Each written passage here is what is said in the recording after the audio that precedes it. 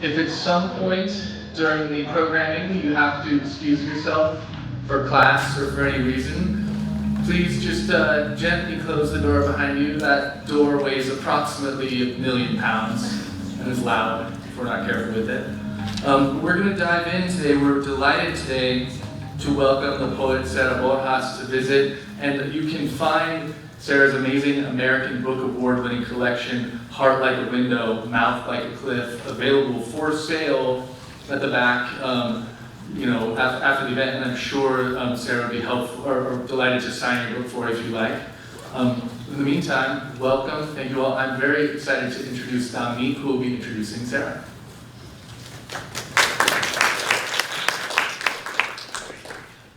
Good afternoon, everyone. How are y'all doing?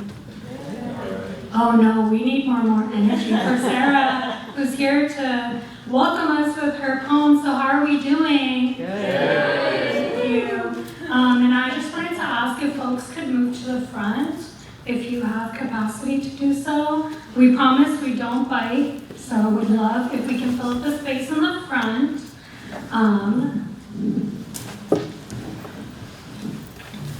All right. It is with great pleasure that I introduce our distinguished guest today, Sara Borjas. Please, a round of applause for Sara. A Chicana exporcha and proud Fresno poet, Sara's roots run deep in the heart of California's Central Valley. Whoop whoop. If anyone's from Central Valley here. Sara's journey is a testament to her dedication and passion for literature. She earned her BA in English Literature from Fresno State and went to obtain an MFA in Creative Writing and from the Performing Arts from the University of California, Riverside. Her academic pursuits have seamlessly blended with her creative endeavors, enriching both her teaching and writing. In 2019, Sara published her debut poetry collection, Heart Like a Window, Mouth Like a Cliff, through Noemi Press. This wonderful work delves into themes of cultural assimilation, identity, and the intricate dynamics of love with Chicanx families. The collection was met with critical acclaim, earning her a 2020 American Book Award. Clap it up. The Rumpus magazine states, as a salve, Borjas creates moments of rest in imagined spaces where life can be different. Beyond her writing, Sara has been recognized as one of the Poets and Writers 2019 debut poets and has received fellowship from esteemed organizations such as MacDowell, Canto Mundo, and the Poetry Foundation. Her work has been featured in prominent publications including Plowshares, The Rumpus, and A Poem a Day by the Academy of American Poets. Currently, Sara imparts her knowledge and passion for poetry to students at California State University East Bay and the UCR Palm Desert Low Residency MFA program. Despite residing in Oakland, she remains deeply connected to her Fresno roots, embodying the essence of her heritage in both her personal and professional life. Sara's work is not only a reflection of her personal experiences, but also a voice for broader social issues. In an interview with Luna magazine, Sara said, "I feel like we Chicanas are always living in times of intense colonization, liberation, and the present moment, which makes every moment tense and potentially reckless. Time is heavy, no matter where I am, and I think women in my life have been taught either euphemisms or slogans of oppression like, everything happens for a reason, or I'm just grateful, or some people have it worse.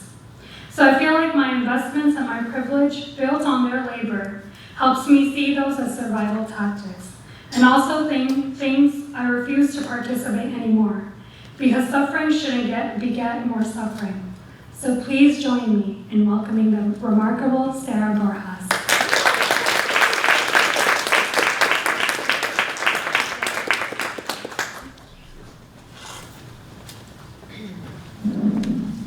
Hey everyone. Welcome. Thank you for joining me this afternoon. Thank you for inviting me here to your campus. all I want to do is talk about poems all the time, so it's really cool where it's like we have an hour just to do just that. I don't piss off my family anymore, so thank you. Are you all generally poets in the house or creative writers mostly? Yeah, okay, cool. Is anybody else from the Central Valley? A couple of y'all? Okay, cool. Central Valley vibes. Okay, cool. Well, I'm gonna share obviously some work, but I'm also happy to share, have a Q&A and answer any questions about process, which is probably what a lot of folks are thinking about at all times. So I'll start with reading some poems from my book, and then I'll read some more recent poems, some drafts, and see what happens.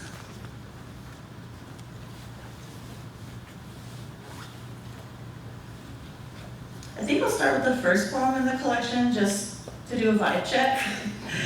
So you kind of know where I'm coming from a bit. I'm from Fresno, California, and there's a poem, if anybody has read The Ice Worker Sings by Andres Montoya. I can't remember the name of the poem. I want to say it's called Aztlan. But Aztlan is like the mythical homeland of the Aztecs. And he says in that poem, I went looking for Aztlan, but all I found were places like Reedley, Parlier, and Fresno.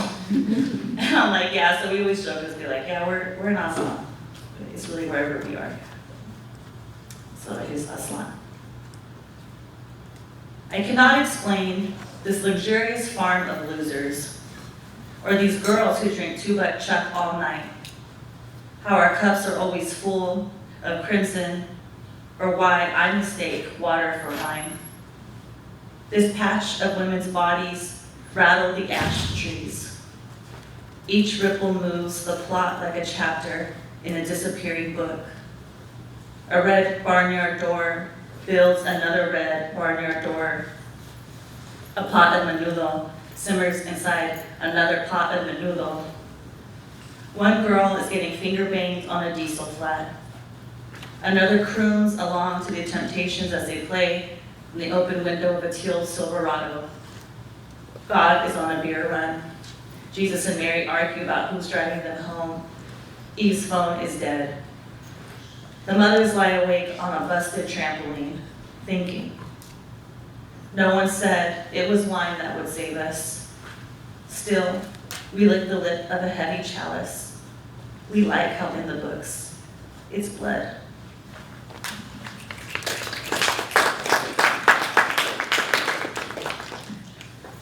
So when I was writing, I was like, man, there's always like gold cups, a lot of wine, a lot of moms, a lot of like country landscapes, you know, a lot of food. I'm just like really country, like really country in a lot of ways. But I realized too that it's just a lot of imagery of Catholicism too, that just, I didn't realize became like a personal taste after a while.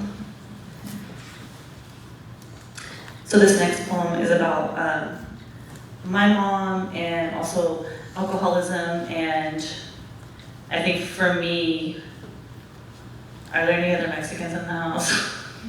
Okay, yeah. It becomes like cultural, like the drinking is cultural, I would say. But we're always talking about the tios and the uncles drinking and not the mothers and the aunts and the sisters, and for me that's pretty much like prevalent. And so I wanted to trace that lineage instead. So this is after David St. John, called I Know the Name of the Desert. It's after his poem Iris. If you don't speak Spanish, cara de mierda means shit face. Yeah. And what's the other one? Or tortilla quemada means like burnt tortilla. I know the name of the desert. There's a desert inside my mother's iris, a flesh-colored truck rambling through miles of packed dirt, where my grandmother is leaving my grandfather, driving away with all his kids. Dirt rises and fails along the road in El Paso. sand freckles underneath tires, 8 small hands ring like rags. My grandma reaches across the cab over 3 of her daughters to slap my mother across her face. She calls her tortilla quemada, gada de mierda, because she has my grandfather's big teeth, wide canyon mouth, cheeks like hot, empty plains. My mother would rather cut off her hands than hit me. She would rather swallow boxed Chardonnay, open her throat like a rusty silo for rain, light a candle for a girl she knows, and turn this evening into a watermelon sliced, a rest stop where she is allowed to play. In her iris, there's a desert. There's a girl who does not cry, a woman who wonders what she did wrong. I am a daughter who walks through a desert, carrying my mother's wounds, each open palm across her child's face, each time a man offered her something he did not have. I trudge a lineage of exiled desire, thirsty. I love my mother by drinking her cheap wine with her. I bend down in the sand, lap my own sinking steps.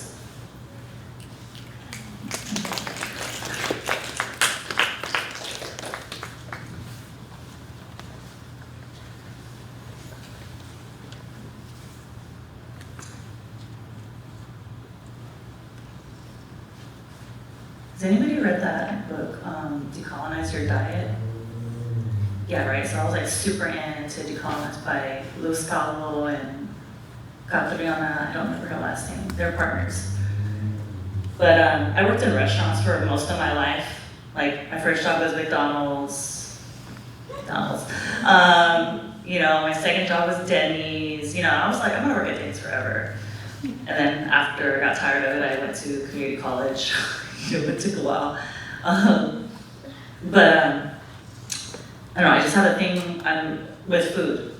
Just because I think I've been around food in that context so much, like in hospitality, on top of already being Chicana and already being the oldest daughter. So I'm just like hospitality focused in a lot of ways around food.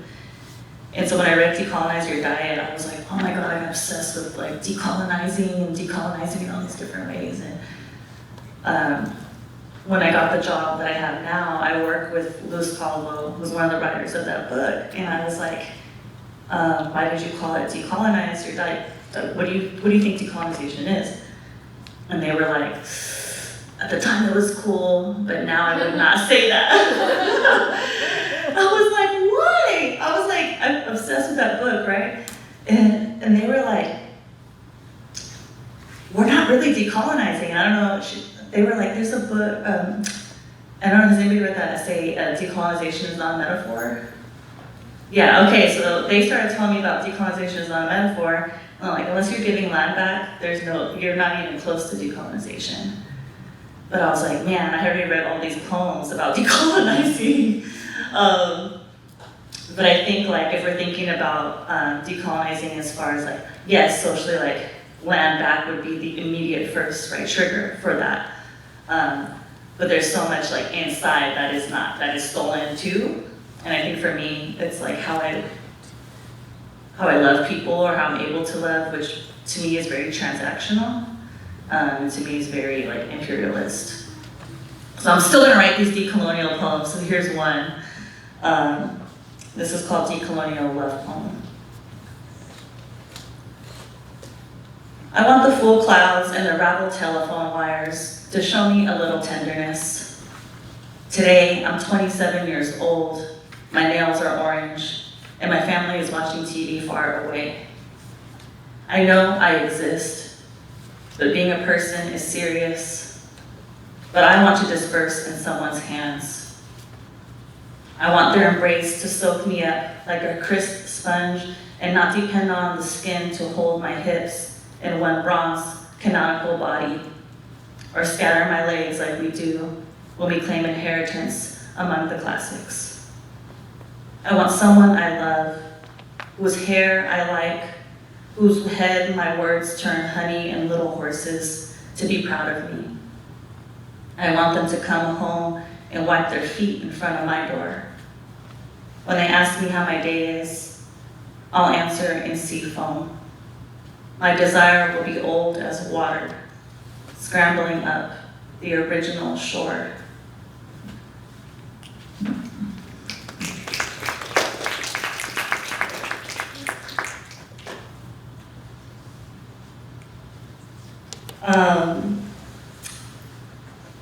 In my bio, I always say like I'm a self-proclaimed pocha, and I didn't know what that word meant for like years.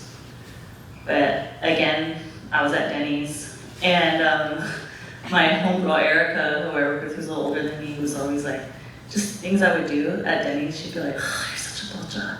And I was like too embarrassed to ask what it meant, because I didn't speak Spanish. I speak a little Spanish now after working in hospitality so long, but I would just laugh it off, like, 'cause I didn't want to ask what it meant, because I was embarrassed.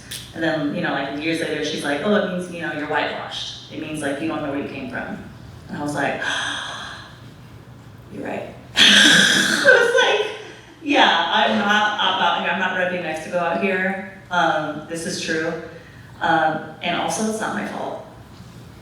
I have zero shame about that. I didn't ask for this, and so I'm not mad that I don't have it. And I just kind of been rolling with it ever since. And it's really helped me find some footing. So based off that, the things I would do at work, Erica would always be like, that's some shit Pocha would do. And so I was like, cool. I'm gonna imagine a whole diner where all the pochas go, and this is like what we would do at that diner.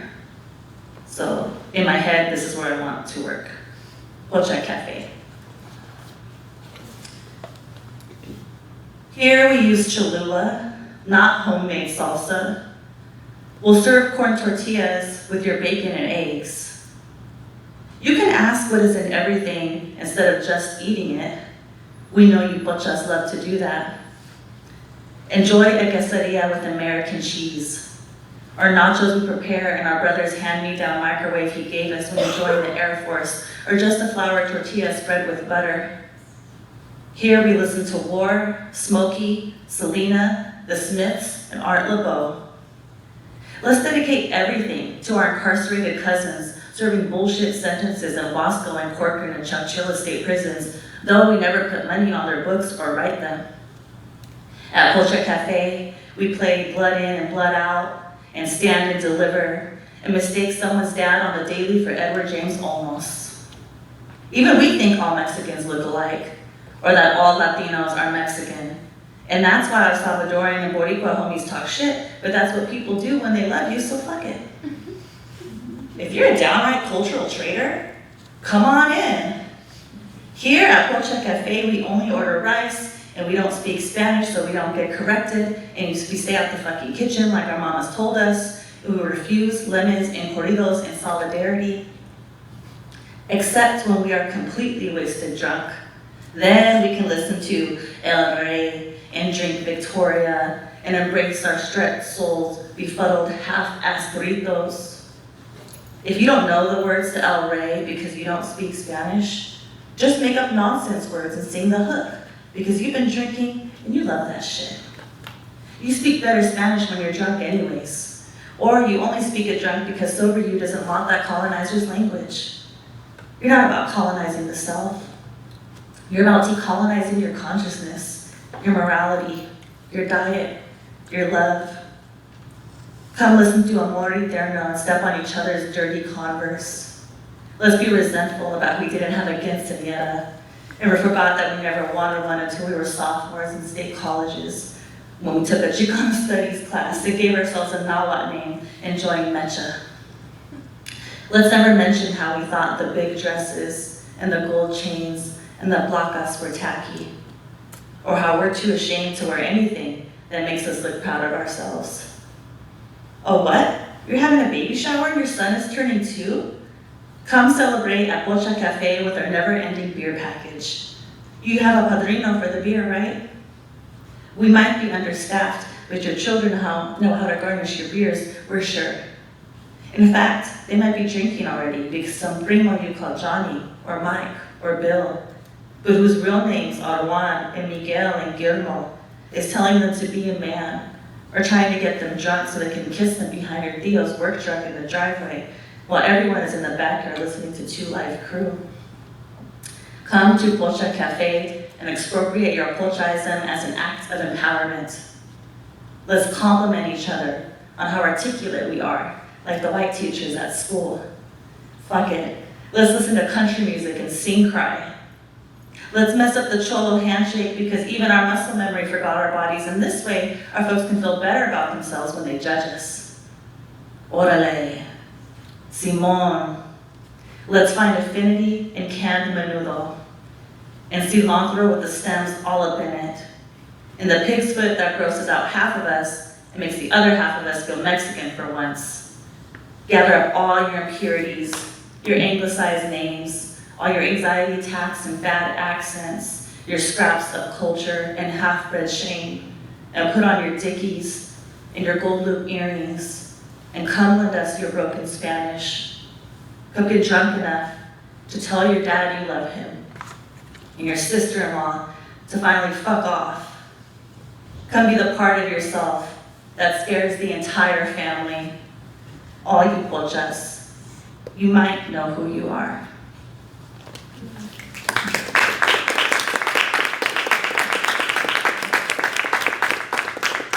I feel like when I talk about being a pocha, at readings, people always come up, they're like, I'm not Mexican, but I'm a pocha. And I was like, cool, like, I'm my own pocha, I'm my other way. One of my friends, Julia, she's Jewish, and she's always like, what would it be if I'm like a Jewish pocha? And I'm like, I don't know, like, we gotta figure that out though. And, have a panel at a conference or something about it. But I like being in that place, because it's closer to who I really am, and like my future, and so, I don't know, I try to embrace it. Again, I'm also from the Central Valley, and I don't know, I ask people up here, but does the Art Lobo show come up here? A radio show? No, right? Okay, in the Central Valley and LA, there's an Art Lobo show. Art Lobo is is a DJ, like a radio jockey, who's been on air forever. And he does the dedications, like on Sunday nights and other nights. He does the dedicated to you, and so it's a lot of like lovers calling, people who haven't seen each other in a long time. But I think the other thing is, it's a lot of people who are in prison or incarcerated calling to talk to their families and their loved ones through the radio. And so I grew up listening to Art Lobo show with my parents, and really just listening to oldies, like old school oldies, disco, funk. And so for me, when I say like I'm Chicana or Chicano, like part of my culture comes from Black music and lowriders and a lot of like yearning. And so I'm always thinking about that in terms of like also what's kind of love is possible for me, right? Being Chicana and also having that as a bit of a model, cultural model. So this poem is a little bit about why I'm like this, and also oldie songs. It's called A Heart Can Be Broken Only Once, Like a Window, and that line is from an Eduardo Corral poem by the same, or that line is from their poem. A heart can be broken only once, like a window. I miss the kind of love they sing about in oldie songs, but I don't ask for it anymore. My palms are turned down against gusts, taking themselves away. I listen to wild parrots while I run between sycamores and the park. I walk around uncomfortable in my jeans and wonder if the holes are something I've made. I think about some things, so I don't think about other things. Pizza, poetry, Neil's porn. I eat my fried eggs out of a bowl shaped like a man's hands. The thin gold rings on his fingers are still mine. I have myself to remind me of love, and that's all. I tie tiny triangles of glass to string that I wear around my neck. and some say it's pretty. When my mother doesn't recognize the jewelry adorning me, hoping, she asks if it's new. And even though I am Mexican, feel deeply and joke dark, God still owes me a drink for every time the woman I should be has died. I no longer mean it when I say please. Sometimes words belong between certain people, and neither one is you. Sometimes people are just lines in a song, and today I feel like telling jokes instead of pretending to write pretty songs, and I'm angry with the word should. I think about words, so I don't think about loss, or all the feathers left on my porch. I want to open the front door and see a clean bird waiting for me on the doormat like I'm Snow White, even if it has rusted forks for wings. I once heard the world breaks everyone, that afterwards, many are stronger at the broken places. I wish a whole woman would wake up inside of me.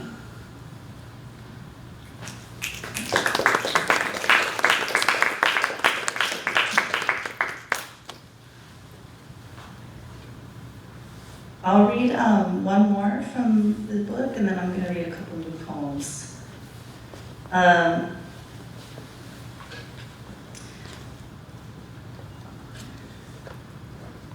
don't know. Yeah, so my mom, I don't really speak Spanish. I just know all the bad words, all the restaurant words, right? And then tenderness, right? So I don't know. I think there's an essay by Viet-Thanh Nguyen, and he was talking about how people ask him if you don't speak Vietnamese, how do you know you're Vietnamese? How do you connect in all these ways? And he's told a story about being in a store in an aisle and hearing a man talking to his son, and he called him and said have you eaten yet? And have you had any rice or something like that?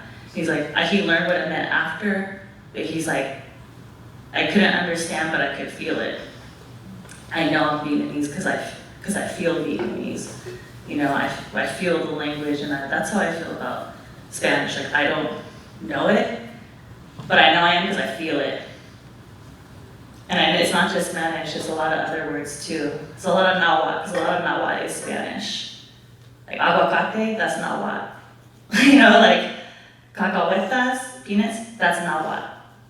So if you say ito, ita at the ends of words, my friends call me Sarita, it means term of care. In Nahuatl, if you put ito or ita at the end, also is a term of reverence. So I think there's a lot of overlap that I feel that I'm starting to understand and kind of look through in poetry. But one of those words is when my mom calls me mija. I'm uh-oh, my mom loves me, what's up? It's automatically sets me, disarms me. And I always wondered how she did that because my grandma's kind of wild, my mom always man, you turned out really beautiful, for all the crazy shit you've been through. And she's yeah, it's pretty good, huh? She's I just want my mom to call me that though sometimes. So that's our goal, is to get my grandma to call my mom mija. I'll update you and let you know how it goes. This is called mija.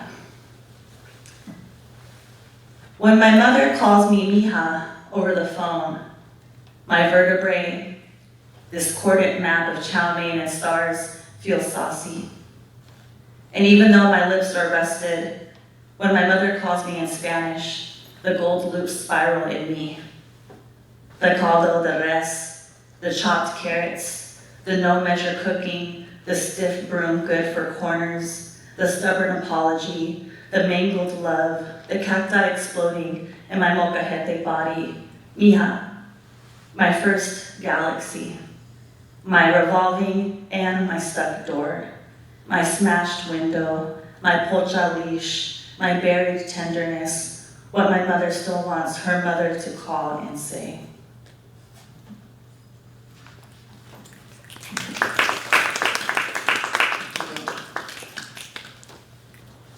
I also called somebody mijo the other day, and I was no. you know, who joke, like, if you call somebody mijo or mija, you've crossed, you know? But my mom always gets people to buy her drinks like that. She'll be like, oh, mijo, and then all of a sudden, you know, there's like beers flying through the air. Me and my friends joke about her, we're like, here she goes. I'm gonna try it.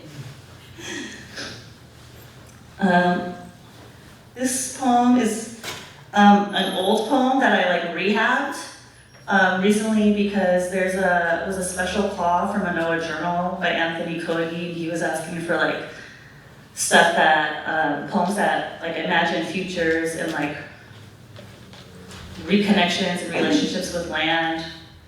And he's just always on some like apocalyptic utopia vibe. So I was like, oh, I think this poem might work, so I'm working on it. But it's after the poet Hanif Abdurraqib, who was one of my favorite poets. And this title is a line in one of his poems. It's called Maybe We All Don't Really Come From Anywhere, But Come From Running Through. Maybe we all don't really come from anywhere, but come from running through. Lands where we weren't wanted or didn't want ourselves. And maybe it's not a land, maybe it's an idea, maybe it's a kind of tree or road or love. My grandma drove her kids across the country in a blue pickup truck and slapped my mother every 60 miles for looking like the man they were leaving.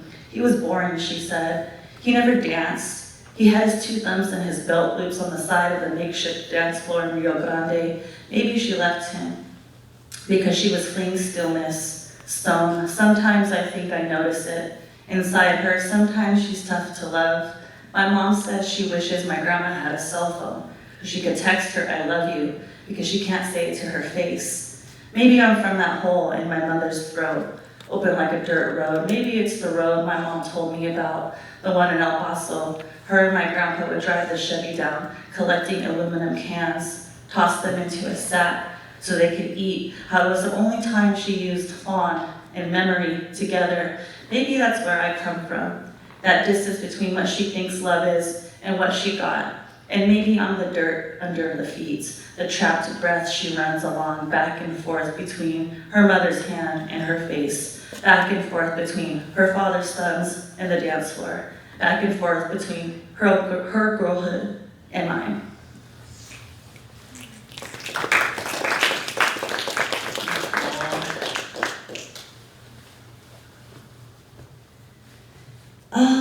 And this is another one I'm working on. I think after this collection I wrote, and we can talk about this too, for any of you who have like working on a manuscript or have, published one book, but it's like, for me, my experience, it was very like, it was like a mourning period. I see it now that I'm like beyond it, but at the time it was like, I was in a deep, dark hole, and I couldn't get out of it. And it wasn't that I was sad or anything. It's so much like heart, spiritual work to write, like really write, like to write, with one day, like confronting all the time. It's exhausting, And so ever since I've like crawled out of the abyss, I'm really like obsessed with more like conceptual or intellectual endeavors and ideas, and while I like it and I think it's really fun, I don't know, I'm ready to get back on the ground. So this poem is a little bit of me trying to do a little bit of both, and we'll see what comes after this. This one is called Assimilation is a Vanishing That Keeps the Body.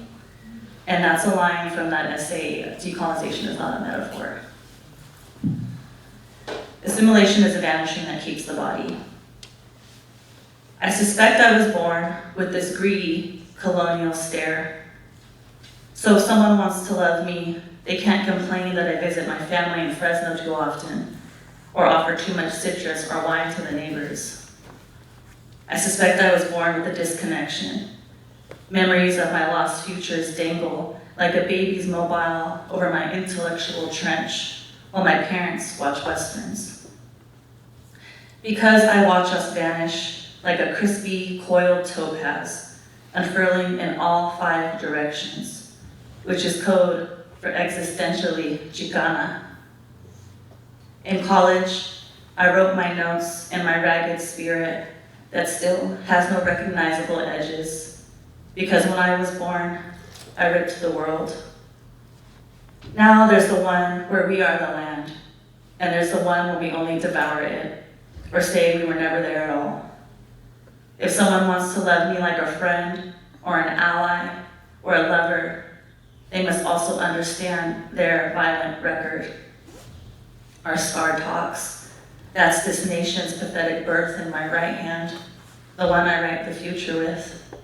Listen, since I was a child, my heart felt contagious to whoever touched me, or simply asked how I was doing.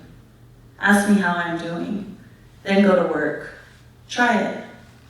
I call this my perpetual colonization. I call this my crooked, resilient desire. I'm what happens when you grow up with teachers telling you your grandmothers are nobody's ghosts. My forehead, if you press it with your American thumb like a doorbell, is an introduction to the history of the USA and an absent apology from no one. I'm not sorry for my inability to trust anyone who is not giving back what's not theirs. I'm not sorry for centuries later maintaining this imbalanced ledger. If someone wants to love me, they must be able to rest at night, playing footsies, knowing I will never look honest and a smile to sad and stolen wear. I'm writing to you for my exquisite adaptation, my invisible zipper. If you want to love me, do not save what vanishes us. Regard me as a cliff, dripping down another cliff, and figure somehow into that. Thank you, everyone.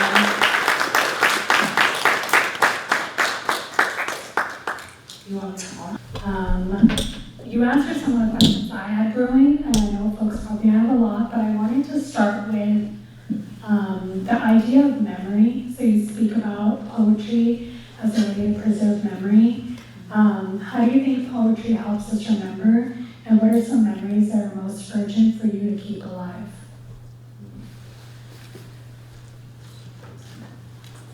I kind of feel like,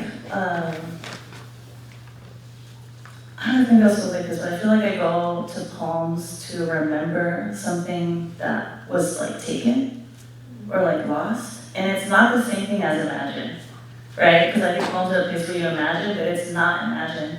It's like, I don't know, it's a feeling. So in a way,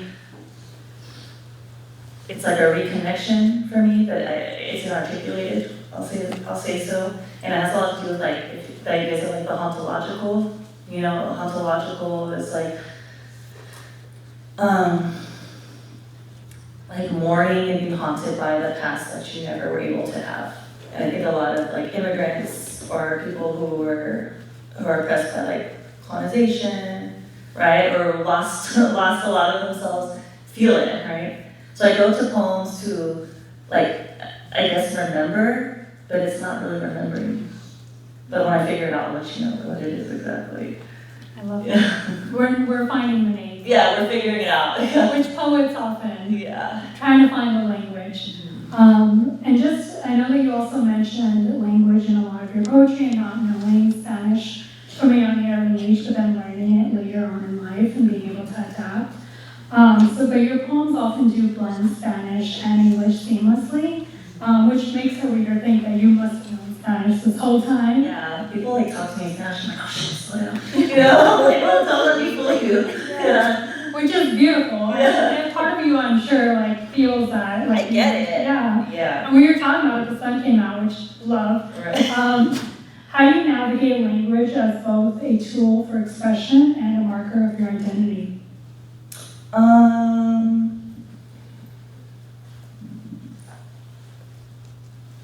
Like, I think the most strong thing I feel about language is like, I don't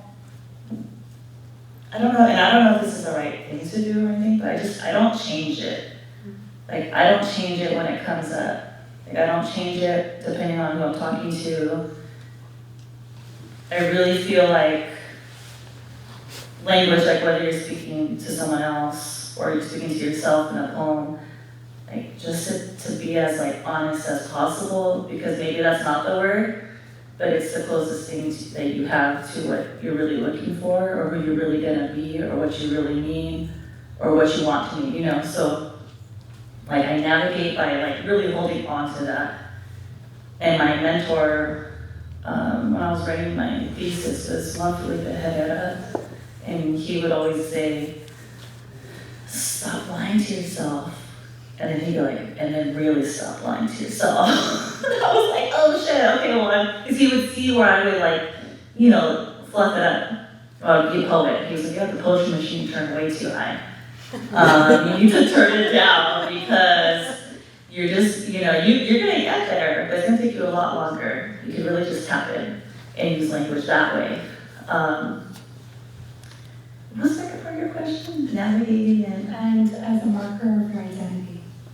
Oh yeah, I feel like that part just comes organically, right? Because I don't change it. I don't change it when I'm at work. I don't change it depending on who I'm talking to. And I think the main thing too, if we're thinking about Spanish and English and people who speak multiple language, or in my case like Spanglish, getting a grasp of the context of like why you speak those languages, I think for me has been really helpful, because I don't have any shame. And the shame just makes, it's like a false barrier. It's a colonial tool. And so I think to use language in an honest way, in spite of the shame that you might want to feel, others like you feel, is a really big step, like that you can do every time you open your mouth. I love that. Thank you. I have a few more questions, but I also want to give time to the audience. So out of all the things I would love to ask you, and hopefully we will be back in conversation, something that we've been thinking about in a lot of our classes is our writing routine.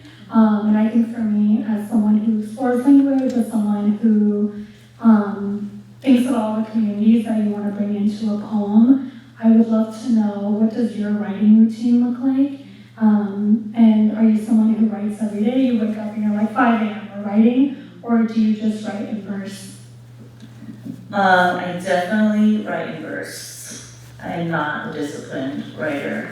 I was saying this earlier too, I'm also Scorpio, Cancer moon, Aquarius rising, so like I'm intense. Like whatever I do, like there's no half for me. So like when I do it, like I do it, or when I don't, I really don't.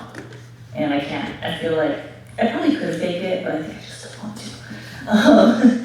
So I write in verse, and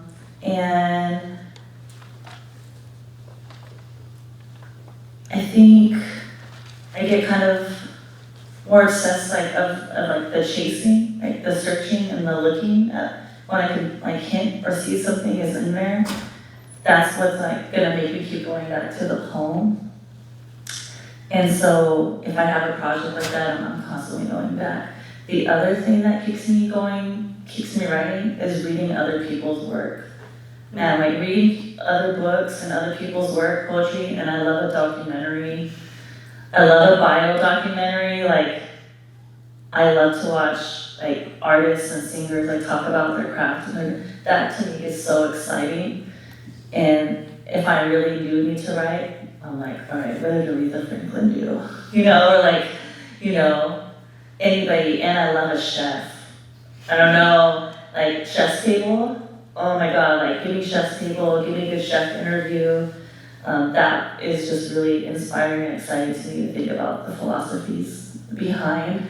But I don't write unless like I'm really excited about something, or I've witnessed some other artist's work that helps me, works a bit like a mirror for me. Thank you, that's beautiful. I know folks in the audience also might have some questions. I'd like to open up the room. I know folks are also working on their thesis, so any questions for Sara?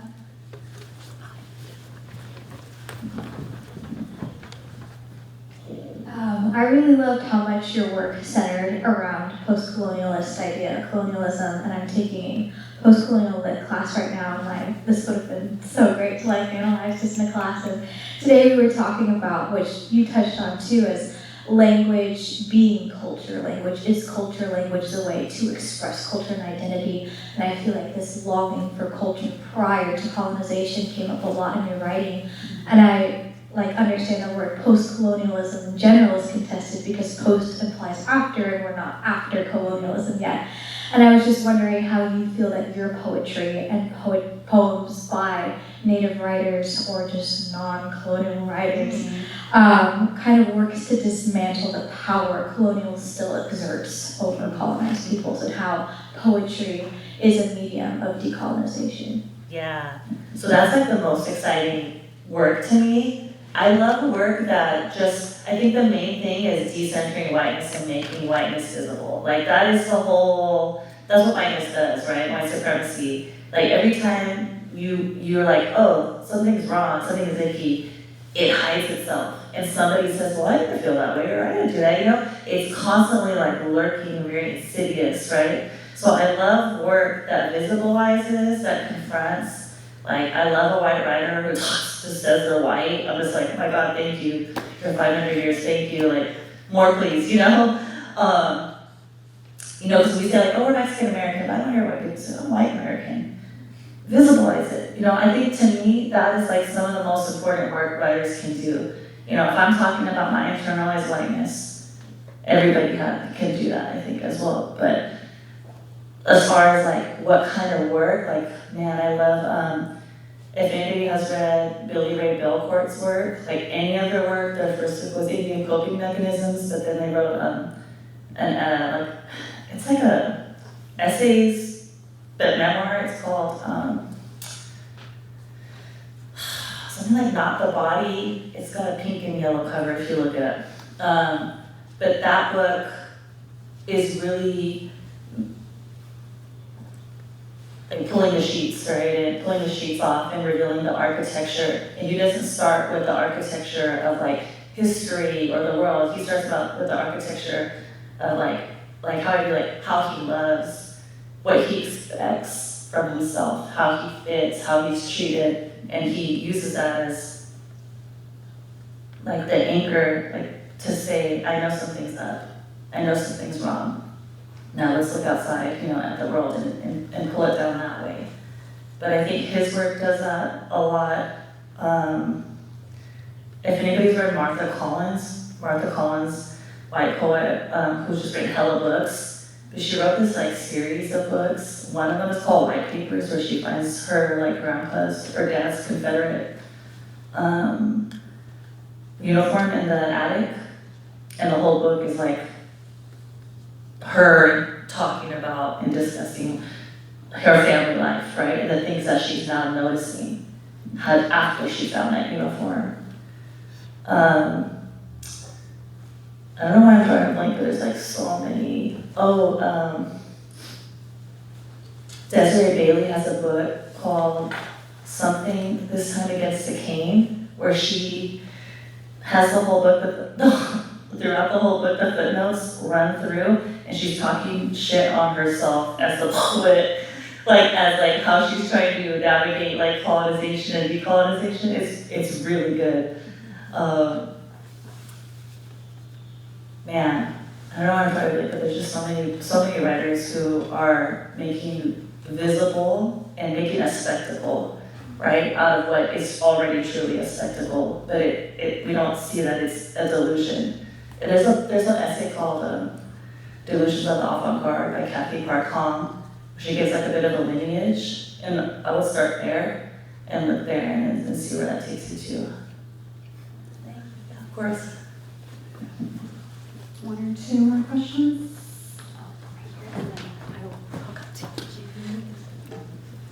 Hi, thank you. I was really interested when you were talking about this attitude of hospitality, sort of organic to who you are. And I'm wondering how you approach that when you come to writing in terms of sort of welcoming the reader and whether or not that can feel problematic at times, writing from the margins or whatever. And then I have this corollary question for some reason I really want to know is if, when you were in your formative years, if there was a poet or a writer that offered you some sense through their work, a hospitality to sort of welcome you into this sort of circle of being a poet. Yeah.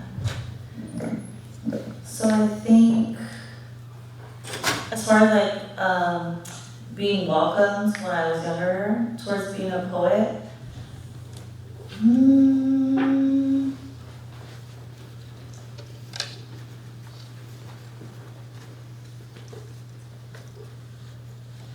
there's like moments, right? There's moments, but I think like one of the most impactful ones was reading that book Emplumada by Lorna D. Cervantes, and the attitude that she had in there. It really made me feel like I'm not crazy for feeling this way, right? I'm not the first one, because I think having, I hadn't read like any Brown writers ever until I was like graduating college, and I took it was called like Chicano Expressionism class. And I'm like, I'm 24, like this is wild, y'all. And so it really, at that time, legitimized, right, and validated stuff that I had always felt. And I think,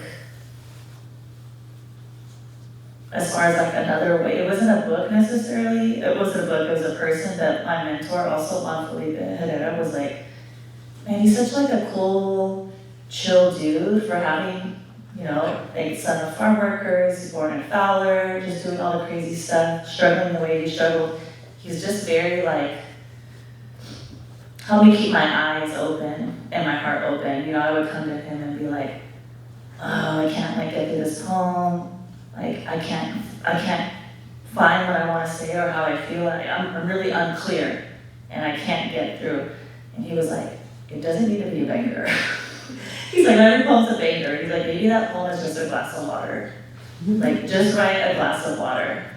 I have never thought to like write a poem that was just a glass of water for myself. I'm always like working super hard to do the best, like, so my dad could be like, I'm proud of you, Sarah. And I'm like, my dad's not gonna tell me that if I get through this poem. Like, let it be what it wants to be.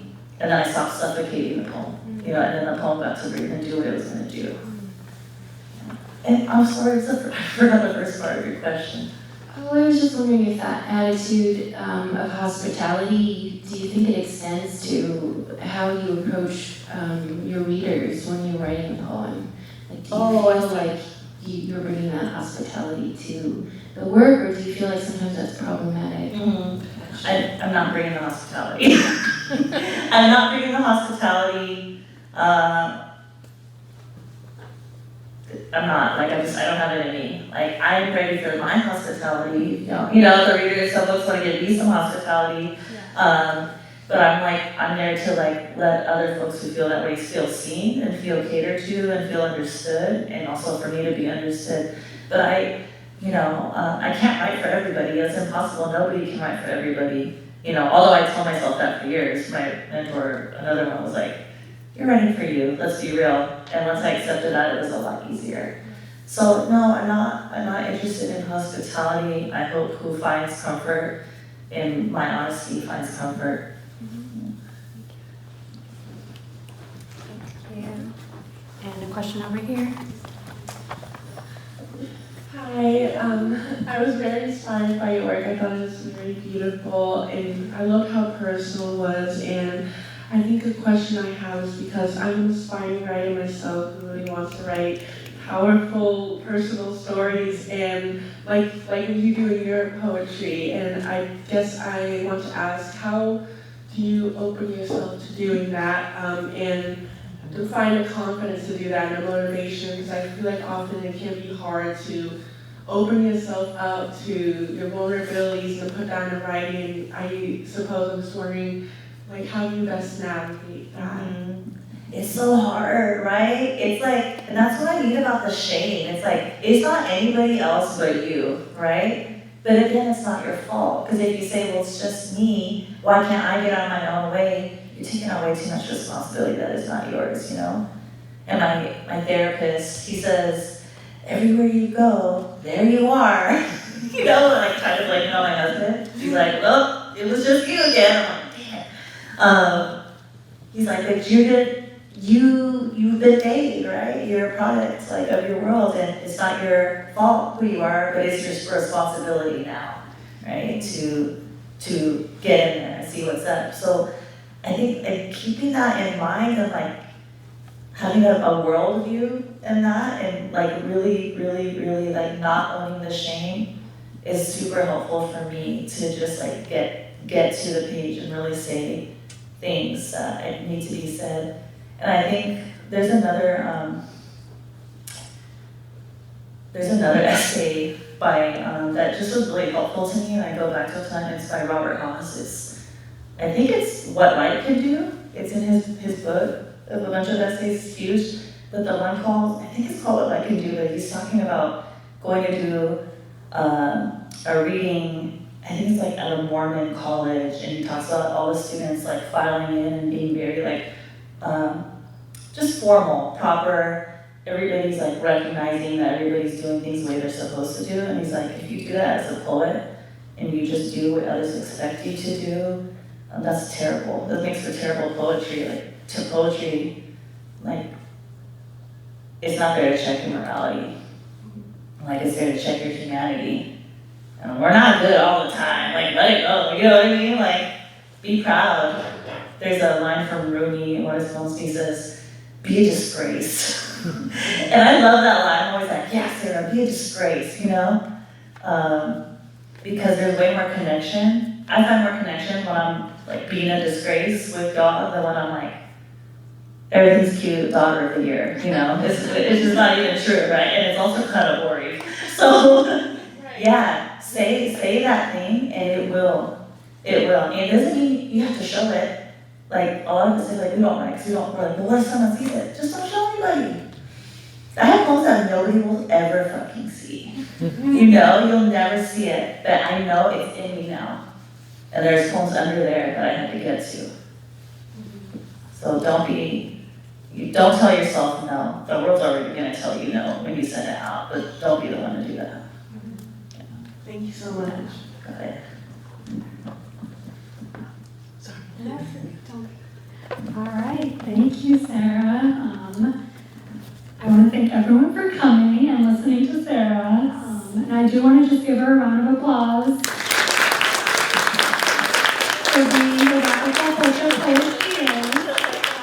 Her books are in the back if you would like to purchase. And I hope you all take time to nourish yourself before you get to class. There's food in the back. Thank you.